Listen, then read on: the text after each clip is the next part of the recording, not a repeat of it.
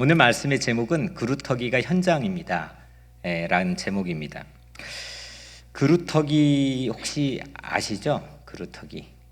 그루터기는 사전적인 의미로는 나무를 동강 패고 남아있는 아랫동아리 이제 그거를 그루터기라고 부릅니다. 사람들이 그런 것 같아요. 살면서 아래를 보기보다는 위를 많이 바라봅니다. 열매가 얼마나 많이 열렸나, 몇 개나 열렸나. 저희 집도 요즘에 아내가 농사를 그래도 짓거든요. 근데 농사를 별로 잘 못 지어서 이렇게 부실한 것도 있는데, 여튼 깻잎도 심고 이제 고추도 심고 아주 작은 양을 이제 심었는데 매일 아침마다 이 열매가 얼마나 열렸나 이렇게 봐요. 우리 각자 인생에서도 그런 것 같습니다. 내가 뭘 성취했나, 또 얼마나 성공했나, 내 삶에 대한 열매는 얼마나 되나, 이런 것들을 주목하고 바라보는 경향이 있습니다. 이게 적을 때는 낙심하죠. 또 실망도 하고요.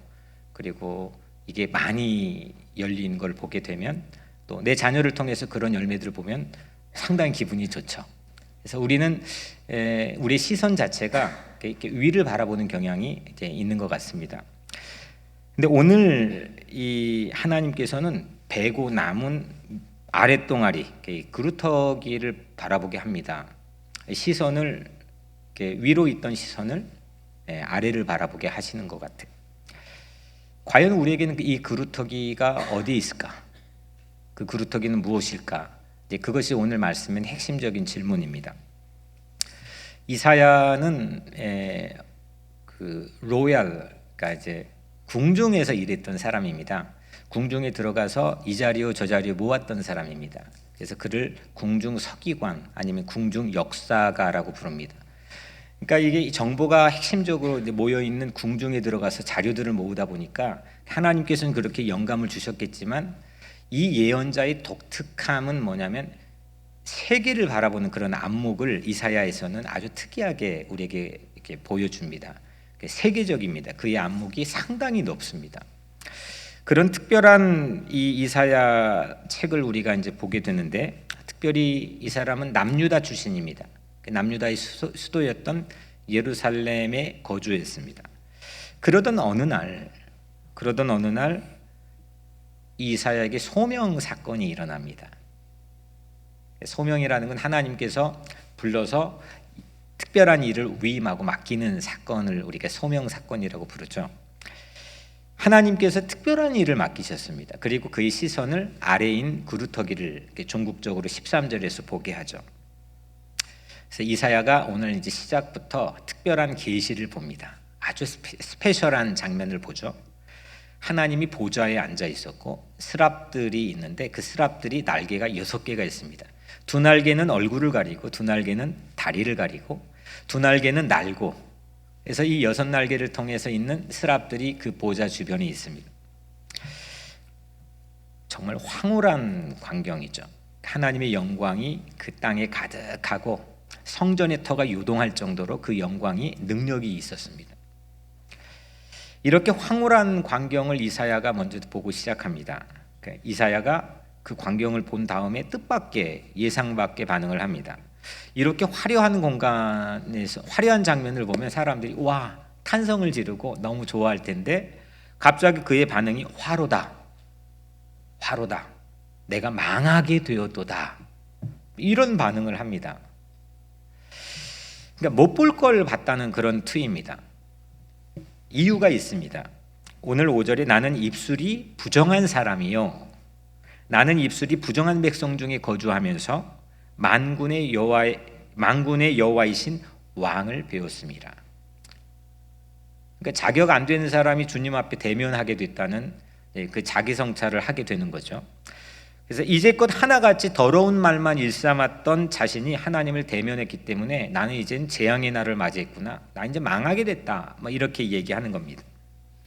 이사야가 이거 하나님과 비대면 상황에서는 전혀 알지 못했던 그런 상황이 펼쳐진 겁니다. 하나님을 대면해 보니까 이렇게 자기를 깊이 들여다보고 하나님 앞에 주제파악 못하고 설 수 있는 인간이 아니라는 걸 깨닫게 된 거죠. 그때 천사가 제단의 숯을 우리가 잘 알고 있는 것처럼 제단의 젓가락, 부젓가락으로 숯을 가지고 이사야의 입술에 대죠. 그때 이렇게 천사가 말합니다. 7절에 보라, 이것이 내 입에 닿았으니 내 악이 제하여졌고 내 죄가 사하여졌느니라. 용서를 받은 거죠. 하나님 앞에 이제 대면을 할 수 있는 길이 열리게 된 겁니다. 하나님이 이렇게 말씀합니다. 내가 누구를 보내며 누가 우리를 위하여 갈꼬. 여기까지 이 장면들을 보니까 꼭 그 이사야가 소명을 받는 이 장면이 예배 드리는 장면 같지 않습니까? 하나님과 대면하니 자신을 들여다봅니다. 그냥 멀뚱멀뚱 하나님하고 대면하고 있는 상황만 그냥 지나치는 게 아니라 그 순간 내 내면을 바라보고 자기를 성찰을 하게 됩니다. 그리고 하나님 앞에서 회개하게 되죠. 하나님 앞에 설 수가 없는 존재라는 자기 인식과 또 진솔한 회개를 하나님 앞에 하게 됩니다. 이때 하나님은 어떻게 합니까? 그런 이사야를 그래 너는 그런 사람이야 라고 문전박대하지 않으셨죠. 그를 용서하시고 그가 새롭게 회복할 수 있는 길을 열어주셨습니다. 오늘 우리도 예배 현장에서 어디에서나 이 자리에 있던 온라인을 통해 드리는 우리 성도들이건 예배 안에서는 이런 이사야와 같은 은혜가 임하기를 주 이름으로 축복합니다. 그냥 대면하는 것 같은, 마치 근데 실제는 비대면인 상황. 하나님 앞에 예배는 드리지만 내가 하나님 앞에 섰다는 그런 느낌, 대면의 상황이 전혀 없는 그런 예배가 아니라 하나님과 대면했더니 내 내면이 들여다 보여지고 또 하나님께 그 내면을 회복시켜 주시고 치유해 주신 그런 은혜가 있고 또 나에겐 새로운 일을 맡겨주시는 그런 은혜가 오늘 하나님과 이 대면 상황의 이 예배 가운데 모두에게 임하기를 주의 이름으로 축복합니다. 이사야가 이렇게 답합니다. 그러니까 하나님이 내가 누구를 보내며 누가 우리를 위하여 갈꼬 이렇게 이제 물어보셨단 말이에요. 그때 이사야가 이렇게 대답합니다. 아주 유명한 고백이죠. 내가 여기 있나이다. 나를 보내소서. 우리 한번 따라해 볼까요? 내가 여기 있나이다. 나를 보내소서. 네. 아주 우리에게 익숙하고 사실 오늘 마지막에 부를 찬양이었는데 지금 화면 상태가 좋지 못해서 다른 찬양을 이제 급하게 골랐는데 주여 내가 여기 있나이다. 네, 그 찬양 가사 내용이 이제 여기에서 나온 거죠. 내가 여기 있습니다. 나를 보내소서. 이 또한 이게 예배 안에서 일어나야 되는 사건이죠.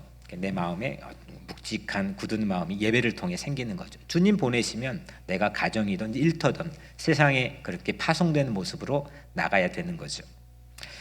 그런데 문제는 방금 전 두려웠던 이사야가 선뜻 나가겠습니다. 어디든 보내주십시오. 이렇게 변화가 됐단 말이에요. 근데 어디로 가느냐 이게 이제 오늘 말씀에서 이제 실제적인 매우 중요한 이슈입니다. 하나님께서 어디로 가라고 하셨을까요? 하나님께서 가라고 하신 곳이 그렇게 만만한 곳이 아니었습니다. 아주 강팍한 사람들이 있는 곳으로 가라고 했습니다. 하나님 그들을 심판하실 계획이었거든요. 근데 심판이 이만저만한 심판이 아니었습니다. 이사야는 끔찍한 현장으로 가야만 하는 겁니다. 이사야가 언제까지 주님 언제까지 하시렵니까? 이게 언제까지 심판하시렵니까? 어느 정도까지입니까? 이렇게 물었더니 하나님께서는 거의 모든 것이 황폐해질 때까지 거의 전멸 상태에 이를 때까지라고 답하셨습니다. 모조리 모든 사람이 멀리 쫓아내서 황폐한 곳이 많을 때까지라는 겁니다. 근데 13절에 그 중에 10분의 1이 아직 남아있을지라도 이것도 황폐하게 될 것이나 설령 10분의 1, 그러니까 10% 정도 남아있어도 그것도 봐주지 않고 다시 참화가 덮칠 현장으로 이사야가 가야 됐던 겁니다. 하나님이 이사야에게 가라고 한 현장은 이런 곳입니다. 솔직히 여러분들이라면 이런 현장에 선뜻 자진해서 갈 수 있겠습니까? 이런 현장, 그러니까 지금 주님 내가 여기 있습니다. 나를 보내소서 했는데 그게 그냥 가면 와 하고 막 흥분하고 설렐 수 있는 그런 현장이 아니라 가서 누구를 만나서 무슨 일을 해야 되고 어떻게 시작해야 될지 아무것도 막막한 그런 현장입니다. 하나님께서 실마리를 주셨습니다. 13절에 밤나무와 상수리나무가 배임을 당하여도 그 그루터기는 남아있는 것 같이 거룩한 씨가 이 땅의 그루터기니라. 오늘의 핵심적인 말씀이죠. 그러니까 이런 겁니다. 이 나라는 나무들이 다 잘려나간 숲 같을 것이고 그루터기들만 남은 거대한 그루터기 밭이 될 거라고 하는 예고입니다. 그러니까 이게 그루터기가 우리에게는 상당히 긍정적이고 좋은 의미로 사용되고 있잖아요. 근데 이 그루터기는 완전히 다 잘려나가서 그 그루터기 밭은 쑥대밭이 된다는 의미입니다. 가서 봤는데 이건 아무것도 남아있지 않는 황량하고 황폐한 현장이라고 하는 거죠. 이런 그루터기가 어디에 있을까요? 우리 각자 인생에도 이런 그루터기가 내 내면에 있을 수도 있고 아니면 우리 가족의 내 남편이 될 수도 있고 또 내 자식이 될 수도 있고 아니면 내 이웃, 내 일터가 될 수도 있겠죠. 또 우리가 살아가는 이 공동체도 그루터기가 될 수 있겠고 우리 고국의 비무장지대가 그루터기가 될 수도 있겠네요. 하여튼 이게 전부 다 황폐한 희망의 근거가 전혀 남아있지 않는 10%도 아니고 10%가 남아도 봐주지 않고 그것조차 다시 참화로 덮어버리겠다고 하는 이제 엄중한 상황의 현장으로 이사야에게 가라 이렇게 말씀하는 겁니다. 근데 그 그루터기 안에 이 그루터기 안에 거룩한 씨가 담겨 있다는 겁니다. 그것이 바로 이제 오늘 하나님께 주실 한 줄기 희망입니다. 이게 10%도 아니고 고작 글쎄 1% 1% 미만 정도 희망? 그렇다면 여러분들은 어떻게 그곳에 가시렵니까? 우리는 적어도 이렇게 주파나를 이렇게 튕겨서 내가 가야 될 곳이면 50% 이상은 어느 정도 근거를 제공해 줘야 그 현장으로 갑니다. 결혼할 때도 저 사람이 나에게 유리한지, 나에게 이득이 되는지, 나에게 수지를 맞게 해줄 사람인지 이거 여러 가지 따집니다. 자식을 결혼시킬 때도 마찬가지고 직장을 갈 때도 마찬가지입니다. 심지어 교회를 선택할 때도 마찬가지죠. 여하튼 나에게 무언가 유익이 될 곳들을 찾지 정말 이렇게 완전 쑥대밭이 되어버리는 그루터기 밭엔 우리가 자진의 선뜻 간다는 것은 쉽지 않습니다. 근데 그럼에도 불구하고 이 본문을 우리는 가지고 상당히 그래 주님 내가 하겠습니다. 그 그루터기는 우리 자신이 될 수도 있고 우리 가야 될 현장으로 상당히 긍정적인 의미로 사용하고 있습니다. 근데 오늘 본문을 들여다보니까 실상은 그렇지 않다는 겁니다. 하나님은 이사야에게 잘려나간 밑둥 그루터기를 오늘 보게 하시죠. 그리고 그 안에 거룩한 씨앗이 있는데 그 희망을 이사야에게 전달해 줍니다. 우리는 어떤 현장에 희망을 걸고 우리는 갈 수 있을까요? 어떤 현장에 희망을 걸고 갈 수 있을까요? 그런 희망의 현장이 그 거룩한 씨앗이 있는 그루터기 희망의 현장이 여러분들의 삶에는 있습니까? 그것이 어디입니까? 대부분 본문 속의 이 그루터기를 확률은 적지만 명백한 희망의 현장으로 생각한다고 말씀드렸습니다. 마치 보물찾기에서 찾아야 될 보물처럼 보물 어디 있지? 라고 이제 보물찾기에서 보물 찾는 것처럼 그루터기를 누구나 그렇게 다루고 생각하고 여기고 있습니다. 심지어 그루터기를 두고 경쟁도 합니다. 그루터기에 들어가기 위해서 경쟁도 합니다. 그런데 실상은 이 그루터기 내막을 오늘 우리 같이 살펴본 이 본문처럼 내막을 잘 알지 못하기 때문입니다. 하나님의 본심을 깊이 꿰뚫어 보지 못하기 때문입니다. 실제 그루터기의 현장을 안다면 상당히 우리는 망설일 수밖에 없는 그런 상황에 놓일 겁니다. 지금 그루터기 밭은 희망, 기대 이런 것이 전부 다 거세된 그런 밭입니다. 우리는 그루터기를 어떤 곳으로 봐야 될까요?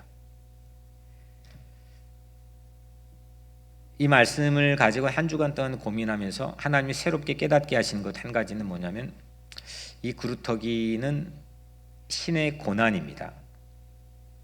하나님의 고난입니다.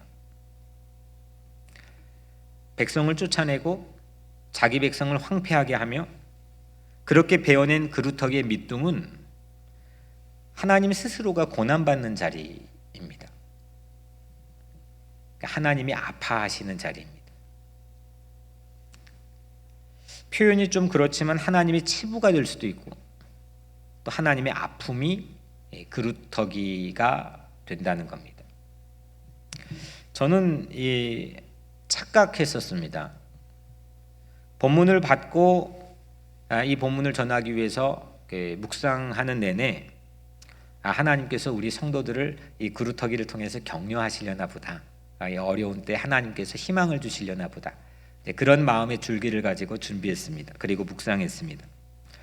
무턱대고 우리는 남은 자다. 우리가 남은 자고 그런 확신과 희망을 가지고 우리 성도들과 함께 나누기 위해 준비했습니다.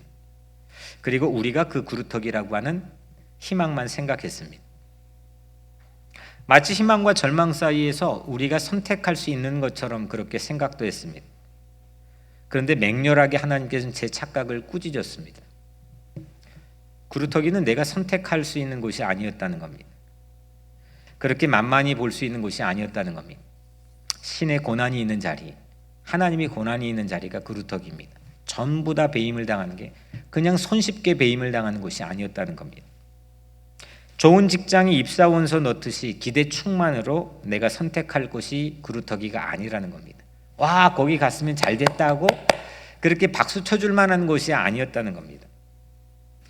하나님의 고난의 현장, 그 고난의 현장인 그루터기는 그래서 내가 선택해 저 갈게요 이렇게 할 수 있는 곳이 아니라 사로잡혀야만 갈 수 있는 곳이라는 겁니다. 뭔가의 힘에 의해서 이끌려야만 갈 수 있는 곳이라는 겁니다. 안 가더라도 그냥 이게 묶어가지고 나를 뭔가 힘에 의해서 끌고 가야 갈 수 있는 곳입니다. 내 욕심으로 내가 계획했던 대로 내 호기로 갈 수 있는 곳이 아니라는 겁니다. 여러분들은 어떻습니까? 인생을 살아온 이 뒤안길을 뒤돌아보면 여러분들이 계획한 대로 쫙쫙 이렇게 왔습니까? 저도 젊었을 때 솔직하게 말하면 그래서 하나님께 감사하기도 했습니다. 어떻게 이렇게 제가 언제 설교도 했지만 그 고아원에서 매일 그 나이하고 옆에 그 13살이면 뭐가 돼 있고 뭐가 있고 희한하게 그대로 됐습니다. 정말 쓰는 대로. 그래서 그때부터 꿈은 그대로 쓰는 사람이 성취한다라는 어떤 그런 생각도 가졌습니다. 근데 살고 뒤돌아보면 우리 인생의 계획대로 되지 않습니다. 하나님의 이 고난의 현장, 특별히 이 그루터기라고 하는 현장에 오늘 본문 안에서 제시하고 있는 그 현장에 우리가 갈 수 있는 것은 사로잡혀야만 갈 수 있는 겁니다. 하나님의 말씀에 사로잡히든 진리에 사로잡히든 무언가 이 사로잡히는 힘에 의해서 갈 수 있는 곳이라는 거죠. 하나님이 고난에 사무쳐 있는 사람이 가는 곳입니다. 그런 현장이 그루터기 밭입니다. 이사야가 오늘 봤던 배임당한 그루터기 밭, 거기에 내가 가겠습니다 라고 하는 사람이 여러분 많을까요, 적을까요? 예수님 표현으로 의하자면 거기는 매우 좁은 길이기 때문에 그리로 다니는 사람이 결코 많지 않다는 겁니다. 이거는 떠밀려서 가는 곳입니다. 요즘에 한국에서 그런 프로그램들 또 유행어들이 있던데 어쩌다 가는 곳입니다. 그냥 내 계획에 가지고 내 어떤 희망으로 가는 곳, 내 희망으로, 이건 하나님의 뜻에 의해서 가는 겁니다. 어떻게 가 있어 보니까 어쩌다 거기에 서 있는 겁니다. 결코 만만하게 내가 갈 수 있는 곳이 아닙니다. 수백 년 노예로 살았던 이집트의 이스라엘 백성들, 그들을 긍휼히 보셨던 하나님께서 모세를 불렀죠. 시내 산 사라지지 않는 불꽃 가운데 나타나셔서 모세야, 저 백성을 내가 구원해야 될 텐데 네가 가라 이렇게 말씀했습니다. 그때 모세가 어떻게 반응했습니까? 듣자마자 난 말할 수 없다, 난 말 잘 못한다 핑계를 대면서 거절을 합니다. 실제 그루터기 밭이라고 하는 것은 그렇게 반응할 수밖에 없는 겁니다. 그게 내 반려자일 수도 있고 아니면 내가 서 있는 공간이 될 수도 있고 내 주변에 어떤 곳에 그루터기가 그렇게 서 있을 수도 있습니다. 이사야도 그랬고 예레미야도 그랬고 소명을 받는 사람들마다 요나는 완벽하게 그랬죠. 반대로 가버렸잖아요. 요나가 꼭 나빠서 그랬을 거라고 생각하지 않습니다. 그루터기가 그런 겁니다. 니느웨로 어떻게 갑니까? 자기 민족을 멸시하고 그렇게 고통받게 했던 그 한복판 적의 심장부에 어떻게 그냥 갑니까? 그런 게 그루터기입니다.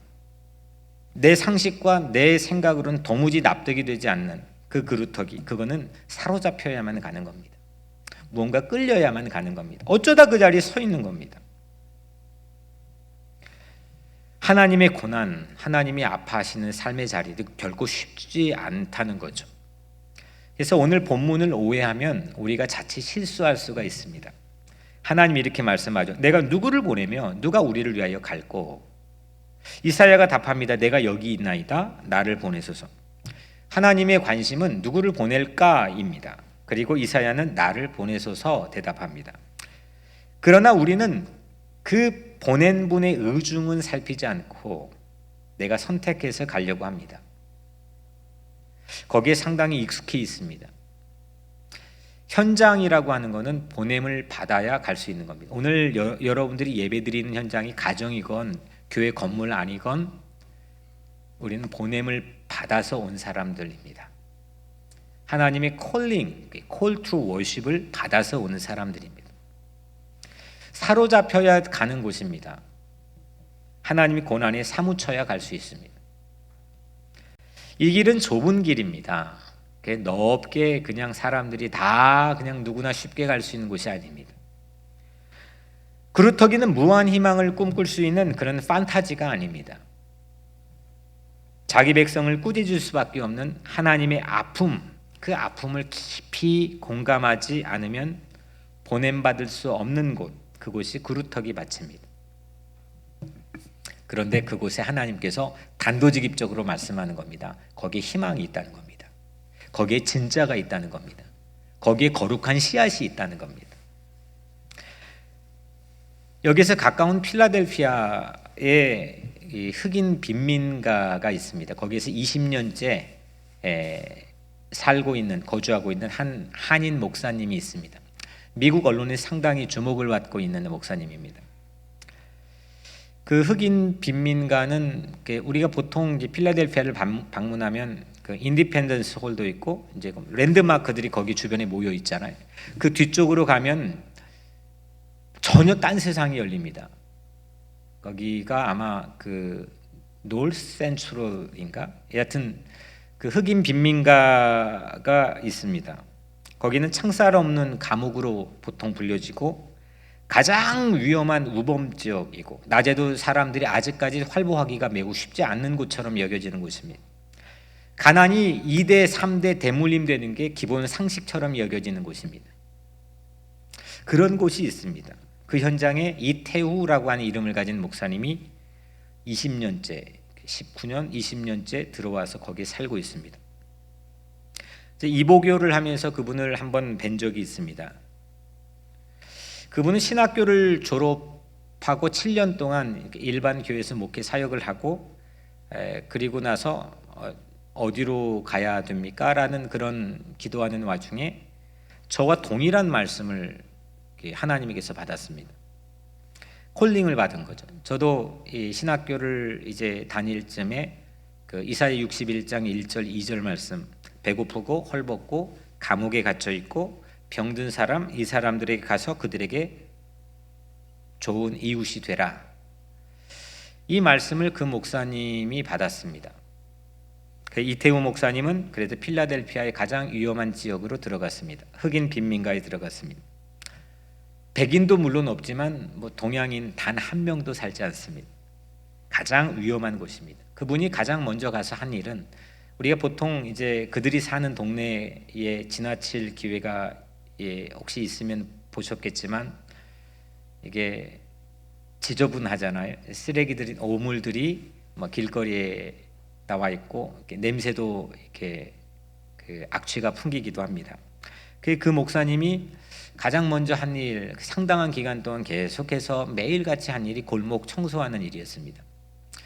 빗자루를 가지고 가서 청소하고 쓰레기 더미들을 정리하고 그리고 집마다 꽃을, 화분을 배달해주고 이런 일들을 수년 동안 했습니다. 그곳은 정말로 배임을 당한 그루터기 밭입니다. 누구도 희망과 기대를 걸지 않고 고등학교를 졸업하지 못하고 중퇴하는 확률이 60몇 %라고 합니다. 그러니까 뭐 대부분의 아이들은 학업에 대한 동기부여도 물론 없지만 그냥 9살부터 13살까지 그들의 인생이 결정되는데 뭐 마약상에 들어갈 거냐, 뭐 아니면 갱에 들어갈 거냐, 뭐 이런 게 9살부터 13살 사이에 결정이 된답니다.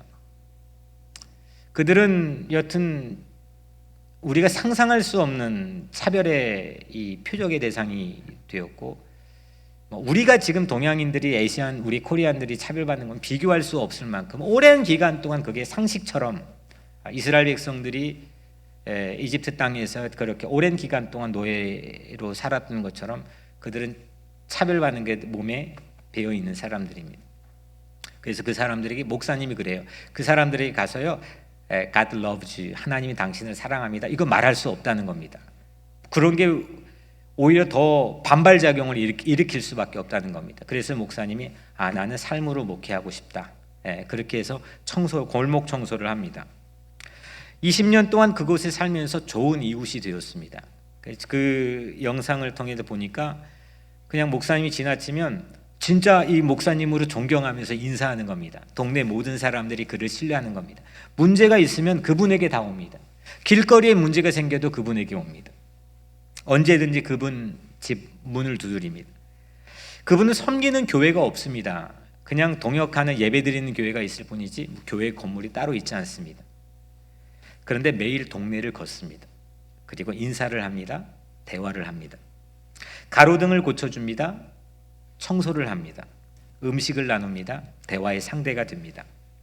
특별히 어린아이들, 그 9살 이전의 어린아이들에게 지대하는 관심을 가지고 따뜻하게 그들을 안아줍니다. 여름에는 몇 년 후에 VBS를 열었습니다. 우리 교회에서 이제 얼마 후에 하는 여름 성경학교를 열었습니다. 그런 게 전혀 한 번도 봐본 적이 없는, 그 페스티벌 자체를 봐본 적이 없는 아이들에게 미끄럼틀을 해주고 먹을 거를 주고 또 예수 그리스도의 복음을 전해줘서, 그 목사님의 가장 큰 관심은 너는 보통 사람이 아니야, 너는 하나님의 형상으로 지음받은 존재고 위대한 존재야, 너 안에는 영광이 있어, 이거를 알려주는 게 그분의 삶의 목적입니다.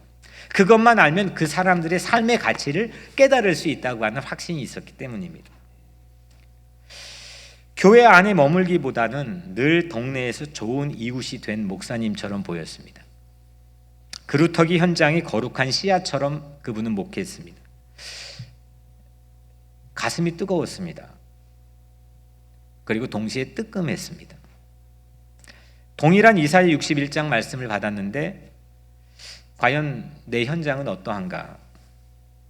하나님 앞에 회개할 수밖에 없었습니다. 그분이 지나가니까 그분을 모르는 흑인들도 있지 않겠습니까? 병을 차에 던졌고 또 욕을 하고, 그렇게 위험한 우범지역에 어디에서 총알이 날아올지 모르는 위험한 우범지역에 들어가 살고 있는 이태우 목사님, 그 이태우 목사님과 다르게 저는 사실 우리 교우들에게도 많은 사랑만 받고 있습니다. 그리고 뭐 별거 하는 것도 아닌데도 늘 염려를 받고, 그리고 상당히 비교적 상대적으로 편리합니다. 차로 2시간 거리에 난 그 그루터기 현장, 흑인 빈민가 있는 그루터기 현장, 그 현장과 오늘 우리 각자의 삶을 비교해 볼 수 있을 것 같습니다. 물론 우리가 흑인 빈민가에 다 들어가자는 건 아닙니다. 이게 정말 호화로운 자리도 흑인 빈민가와 같은 그런 그루터기 밭이 될 수도 있습니다. 사람들이 제대로 영원히 숨쉬지 못하는, 얼마 전에 정말 상상하지 못하는 어려운 일들도 있었지만 숨을 쉬고 싶다, 육신적인 숨을 쉬고 싶다는 것도 사실 우리에게는 매우 드문 일이지만 그런 일들이 있겠지만 사람의 영혼이, 사람의 마음이 숨을 쉬지 못하고 깨어진, 그런 폐부가 깨어진 그런 현장들이 세상에 많이 있다는 거죠. 뒤돌아봤습니다. 그렇게 하나님의 고난, 신의 고난이 그루터기의 삶의 자리에, 그 현장에 과연 내가 서 있는지. 우리는 나를 보내소서 하면서 아주 가끔 은혜 필 받는 날에 장엄하게 하나님 앞에서 호들갑을 떨기도 합니다. 하나님, 나 준비됐습니다. 나 갈 겁니다. 어디든 보내주십시오. 그러다가 또 횟가닥, 또 우리가 뒤집어지고 내 삶에 인해 자기 삶 속에 매몰돼 버리는 경우들이 일상일 때가 많습니다.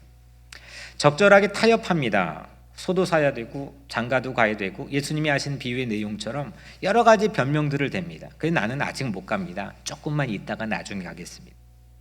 내 상황이 이렇습니다. 하나님의 고난 따위는 안중에 없을 때가 상당히 많습니다. 우리는 표리, 겉과 속이 다를 때가 있다는 거죠. 실제 본질과 형식이 다를 때가 있다는 겁니다. 형식이 내용을 물론 어느 정도 보장하지만 그게 전체가 형식이 내용이 될 수는 없습니다.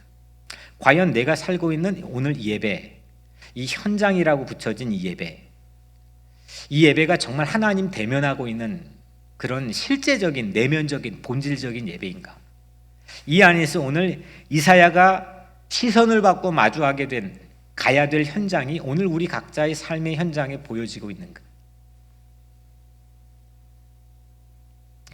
신앙이라고 하는 게 늘 나의 취사 선택처럼 여겨진다면 다시 한번 생각해 봐야 될 문제 아니겠습니까? 신앙은 보냄 받는 겁니다. 보냄을 받는 겁니다. 찾아와 주신 주님께서 나에게 은혜를 베풀어 주셔서 나에게 보냄을 받게끔 해주시는 게 신앙입니다. 신앙의 사이클이죠. 내가 선택하는 틈이 없습니다. 그냥 찾아와 주시고, 불현듯 나에게 다가와 주시고, 나를 터치해 주시고, 이윽고 나를 보내주시는, 그게 신앙의 사이클입니다. 보냄받는 이유는 뭐겠습니까? 갚을 수 없는 은혜, 한량없는 은혜, 표현할 수 없는 그런 사랑을 받았기 때문 아니겠습니까? 날 찾아와 부정한 날 정결하게 해주신 그 십자가의 은혜 때문에 우리는 지금 내가 여기 있습니다. 나를 보내소서. Send me. 나를 보내소서. 내가 가는 게 아닙니다. 보내면 가는 겁니다. 선택이 아닙니다. 이건 다만 순종할 뿐입니다. 순종하면 자유를 얻게 되죠. 하나님이 그분이 책임져 주시기 때문입니다. 근데 그 그루터기에 갔더니 거기가 진짜 살맛 나는 곳이라는 겁니다. 거기에 진짜 자유함이 있다는 것입니다. 거기에 진짜 사는 삶의 의미가 있다는 겁니다. 이게 성경이 우리에게 증언하고 있는 현장입니다. 예수님이 발바닥으로 막 받고 다녔던 이 복음서에서 거기만 한번 예수님 발바닥의 동선의 지도, 맵을 한번 그려볼 수 있다고 한다면 그게 바로 현장이라는 겁니다. 그게 우리가 따라가야 될 로드맵이라는 겁니다.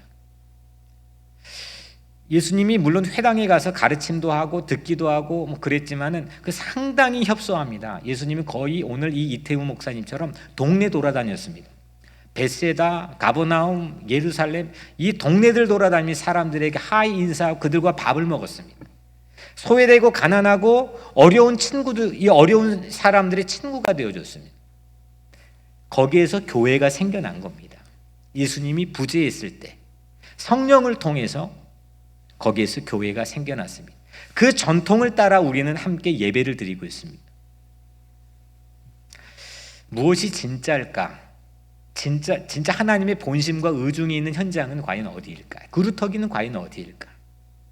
이게 오늘 코로나 시대, 포스트 코로나를 바라보고 있는 우리에게는 매우 심각한 도전이라고 생각합니다. 교회가 재정적으로 힘들까 어려울까? 생존할까? 앞으로 우리는 예배를 어떤 형식으로 드려야 될까? 이거 다 부차적인 문제입니다.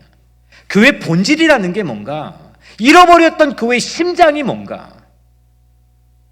정말 하나님께서 우리에게 맡겨주신 이 교회 안에 담겨있는 하나님의 뜻은 뭔가?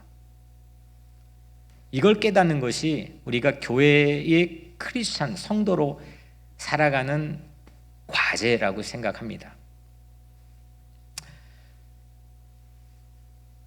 하나님의 극심한 몸부림이 있는 십자가의 자리, 거기 그루터기인 십자가의 자리 아니겠습니까? 나무를 쳐서 만든 십자가, 그 그루터기에 예수님이 올라갔습니다. 아무도 가지 않았습니다. 그리고 아무도 갈 수도 없었습니다. 예수님 혼자 갔습니다. 자신의 십자가를 지고 가야 될 그곳이 그루터기 현장입니다. 예수님께서 우리에게 말씀하지 않았습니까? 너희가 나를 따라오려면 너희 십자가를 지고 나를 따라오라 하지 않았습니까? 실은 이 자리는 보통 사람이 가고자 하는 자리가 아닙니다. 정말 왼수 같은 내 남편, 내 아내, 내 자식, 또 내 주변, 그곳이 그루터기일 수도 있습니다. 하나님의 아픔이 있는 자리, 신의 고난이 있는 자리, 하나님이 육신을 입고 이 땅에 오셔서 십자가에 올랐다고 하는 그 의미, 그게 잘 믿어지지 않지 않겠습니까? 예수 믿지 않는 사람들이. 근데 그 의미의 영적 의미가 과연 무엇일까? 하나님의 은혜를, 하나님의 그 무조건적인 사랑 없이는 이 지구 덩어리가 이게 생존이 불가능하다고 하는 것. 무언가 하나님이 남겨놓으신 이 그루터기 같은 남은 자들이 있기 때문에 이 지구의 질서를 그대로 움직이고 자전과 공전이 움직여지고 있다고 하는 이 사실을 깨닫는 것. 그 자리로 보냄받을 수 있다고 하는 게 우리들의 현장이어야 되지 않겠습니까? 예수 믿는 것은, 예수 믿는다는 것은 그래서 그 현장을 따라 사는 것입니다. 따라가는 겁니다. 보냄을 받았다고 하는 자기 존재의 새로운 인식을 가지고 사는 겁니다.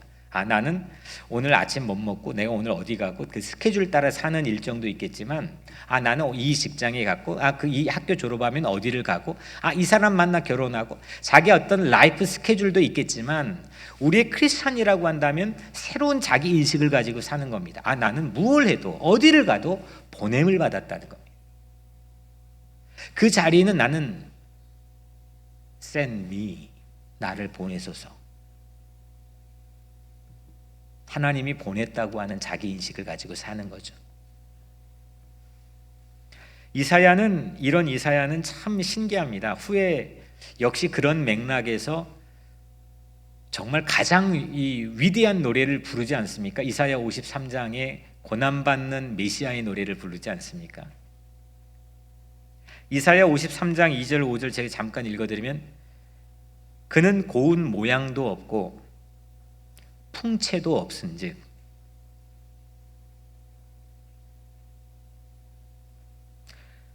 우리가 보기에 흠모할 만한 아름다운 것이 없도다. 그는 멸시를 받아 사람들에게 버림받았으며 간고를 많이 겪었으며 질고를 아는 자라. 우리는 예수님을 생각할 때 아름다운 성화에 반짝반짝 빛나는 영광이 있고 아주 핸섬하고 서구적이고 이런 예수님을 아주 익숙하게 생각합니다. 근데 오늘 성경이 고백하고 있는 예수님은 전혀 매력이라고는 하나도 없고 풍채도 풍모도 없는, 사람들이 아름다운 것을 찾을래야 찾을 수 없는 그런 모습. 거기가 그루터기 현장에 올라가신 예수님이라는 것. 실제 제자들은 다 뒤를 돌아버리고 도망가지 않았습니까? 그 요한만 남아가지고 십자가 밑에 고난받고 있는 예수님을 지켰지만 아마 그도 추측컨대 막내니까 여자들 쭉 모이는데 어떻게 하다가 어쩌다 그 자리에 가 있었던 건 아닐까 생각합니다. 전부 다 그 기세등등했던 남자 제자들 다 도망갔습니다. 그런 곳이 그루터기입니다. 마치 사람들이 그에게서 얼굴을 가리는 것 같이 멸시를 당하였고 우리도 그를 귀히 여기지 아니하였도다. 그는 실로 우리의 질고를 지고 우리의 슬픔을 당하였거늘 우리는 생각하기를 그는 징벌을 받아 하나님께 맞으며 고난을 당한다 하였노라. 그가 찔림은 우리의 허물 때문이요 그가 상함은 우리의 죄악 때문이라. 그가 징계를 받음으로 우리는 평화를 누리고 그가 채찍에 맞음으로 우리는 나음을 받았도다. 아멘.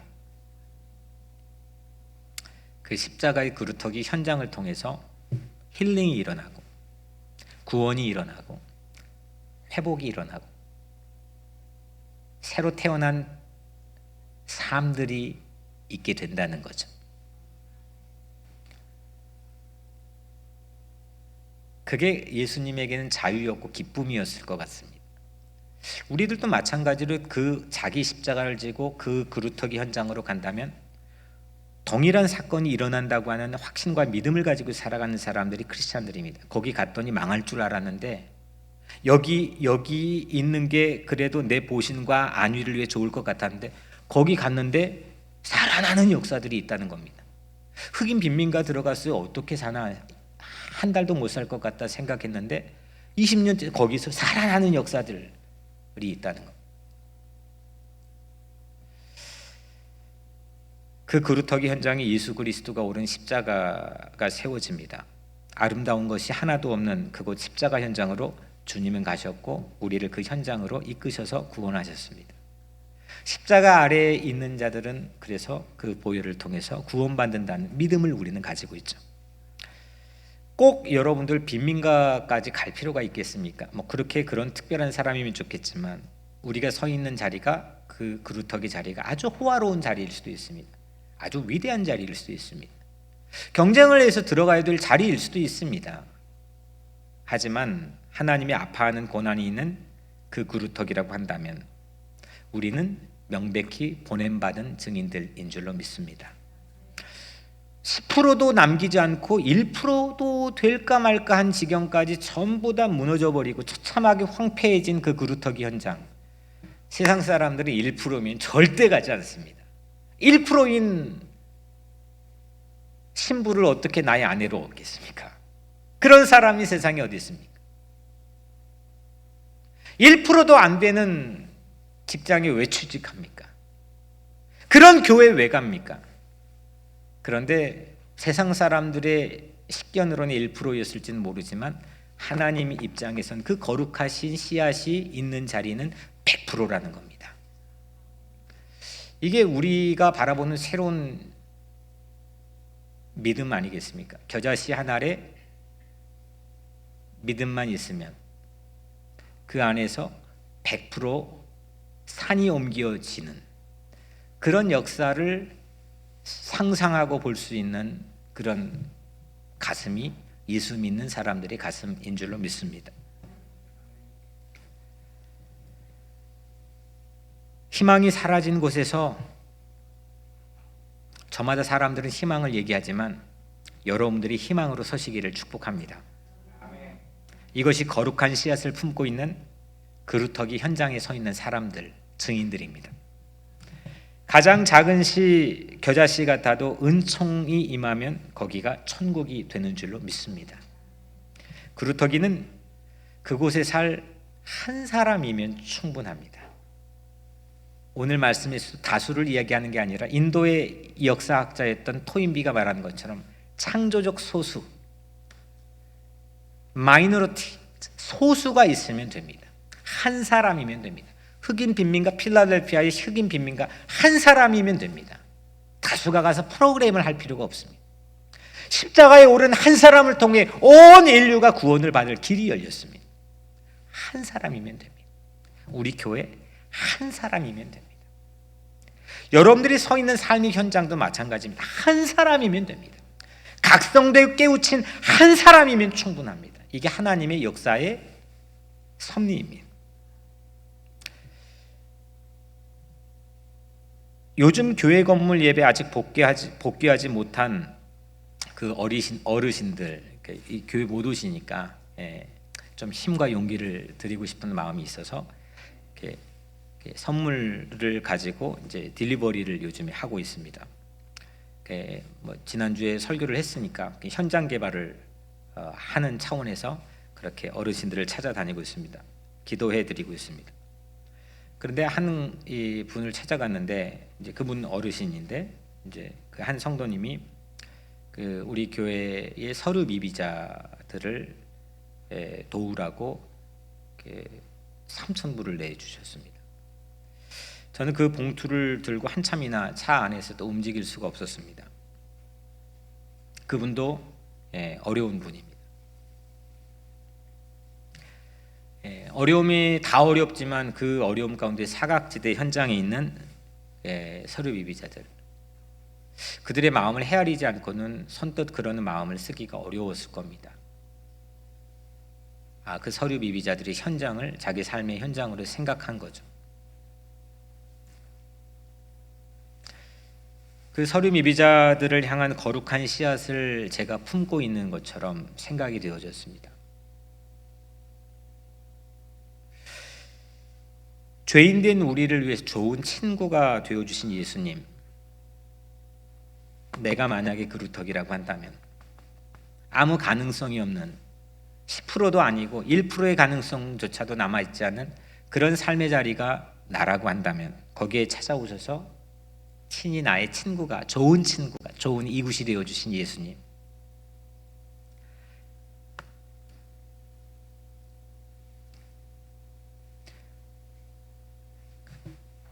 그 예수님처럼 우리도 누군가의 더 풍성한 삶을 위해서 좋은 친구가 되어주는 것이 곧 교회가 서가는 거 아니겠습니까? 교회 현장의 건물은 번듯하게 있을지라도 그런 현장이 실종되고 상실되어 살아가는 사람들이라고 한다면 이 교회 건물이 그닥 우리에게는 무슨 의미가 있겠습니까? 동일한 이사야 예언자를 통해서 헛된 재물을 나에게 가져오지 말라. 내 그 재물에 실물이 났다. 이렇게 주님은 예배를 향해 신랄하게 비판하지 않았습니다.